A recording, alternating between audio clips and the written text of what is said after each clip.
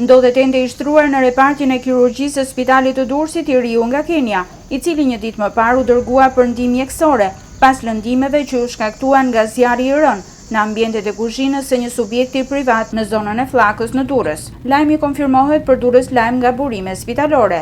I riu me inicialet CH, i cili është kuzhinier, pësoj djegje të gradës së dytë dhe sipas burimeve spitalore është në gjendje të mirë shëndetësore nën kujdesin e bluzave të bardha.